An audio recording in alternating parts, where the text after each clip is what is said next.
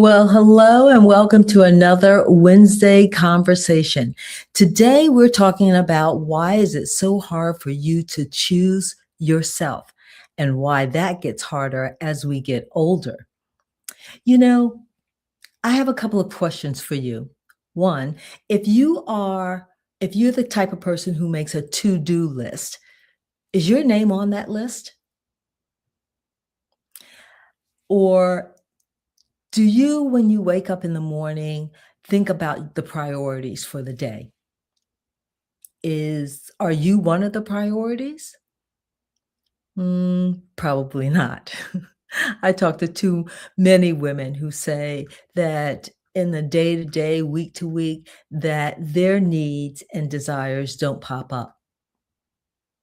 They're probably, that they are meeting the needs of their families, their children, their grandchildren, their spouses, their partners. And it doesn't get easier as we get older. In fact, it gets harder. And that's confusing because usually by, a certain point, we've already proven ourselves. We have proven that we are capable and dependable and reliable, right? But we somehow don't show up for ourselves. That's the conversation we're going to have today. But before we jump in, let me just say for people who are joining me for the first time, I'm Constance Howard. I'm an executive coach for women who are 55 and older, women who want to make a significant change in their life, but don't know where to start, women who are dealing with confidence issues and limiting beliefs. I was one of those women for many, many years. And putting myself on the to-do list was something that was foreign to me. When I was 55, I thought, okay, I'm going to push really hard. I'm going to work really hard for the next 5 years, and then I'm gonna slow down. I'm gonna take time for me. Now, this may sound familiar to many women because we think, "Oh, one day in a year or 2, one day in 5 years, I'll slow down and I'll make time for some of the stuff that I want to do. I'll figure out some of the things that, light me up, and I'll go for those things," right? That's what I thought. But 55 came and went. 60 came and went, and I was still pushing myself, still proving myself to who I don't know now that I look back on it because I had done everything that I had set out to do in my TV career. But I was still pushing. I was still trying to decide when was the best time to step away from a career that I spent my whole life building. And listen, everything in me told me that it was time to leave that career. I was in TV news. Everything inside me told me that now was the time to leave. That inner voice that was whispering to me at 55 was now screaming when I was 60, 62, 63.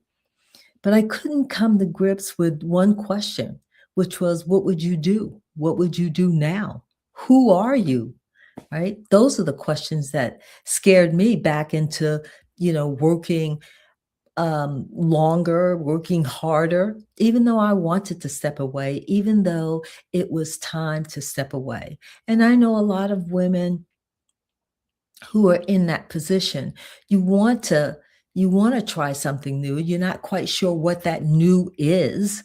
You want to become a different person, but you don't know who that person is. What you know is that you feel stuck, right? You feel stuck and you don't know how to get unstuck. So you keep doing what you do all the time. You go back to that comfort zone. And I totally get it. Listen, I was there, as I told you. I was there. Even though it was uncomfortable for me, I stayed because, there's some reward that we get in that being considered the reliable one, being considered, the consistent one. And being, the person who everybody could count on, you know. But In that, what you're saying is that your needs and desires are negotiable. They don't even have to be met. You don't even think about them. What you're saying is that it's okay for you not to be on your to-do list, and that really isn't okay. And I think there are times when, if we're honest in our life, we, become resentful. Become resentful of the people who have become used to relying on you. There were points in my career where I would just feel like screaming, like, "Figure it out on your own. Go do it for yourself." But I never did. I would just stuff it down and keep going. A week or 2 ago, I did a, workshop for women, and the workshop was all about how do you create boundaries. And, the women talked about how hard it is for them to create boundaries, because they're used to being, the caregiver. They're used to being the go-to person. And one woman even said to me, "We've been conditioned. We've been conditioned to think that it is our responsibility to meet the needs of everybody else around us, but not to take care of our needs." If that's you, put it in the chat because I'd love to know.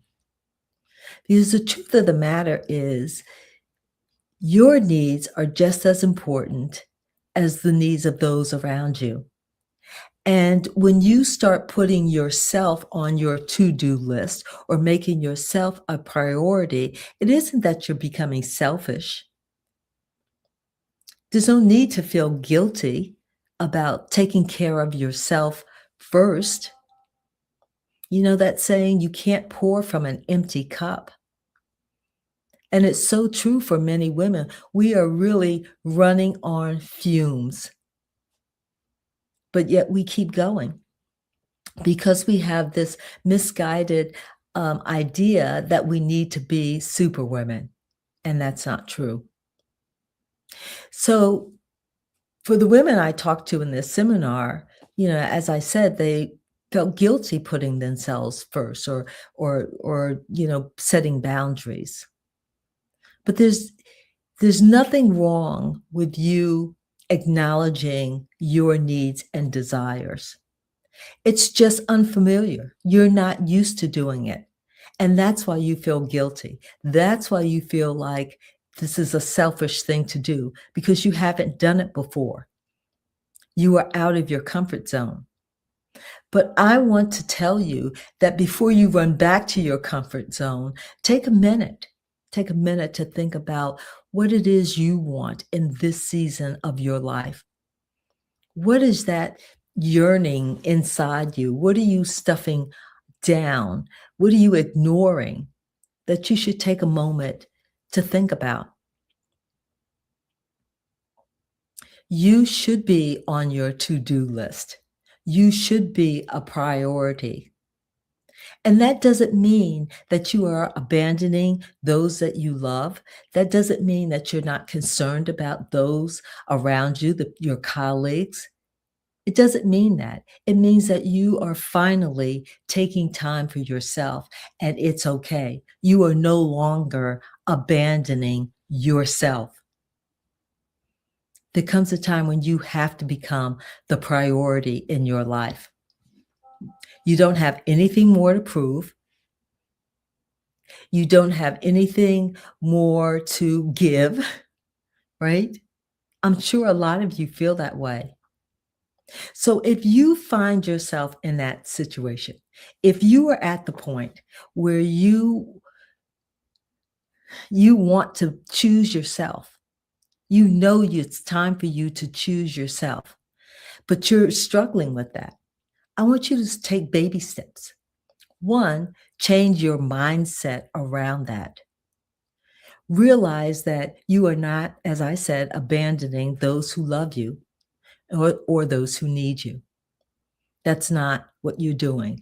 You're not pushing people away. You're simply taking care of yourself. Change your mindset around the idea of choosing yourself. and think how important it is to choose yourself. Think about all the more how should I say this? I want you to think about if you feel fulfilled, think about how much more you can give to those around you when you are living the life that you want to live, the life that lights you up, that makes you happy. You are able to give more to the people around you. And you are telling the people around you that you are important, but also that they should make themselves important, especially especially your daughters. That was one of the things that came up in that seminar I told you about. The fact that these women were working all the time, nonstop. That was a message to their daughters that that's what they should do as well. You don't want to convey that message to your daughter. You want her to know that her dreams and her hopes and dreams, they all matter. And she should take time to figure out what it is she wants to do. And she should always take care of herself. So let's start with your mindset. I want you to change your mindset around making yourself a priority. And then I want you to take baby steps. So this week, set aside time just to do whatever you want to do. Take a walk, read a book, figure out the next chapter in your life. What are some of the things that you've always wanted to do that now, once you slow down, you can do? Once you make yourself a priority and free up some of your time, you will have time to do some of the things that you've always wanted to do. Journal.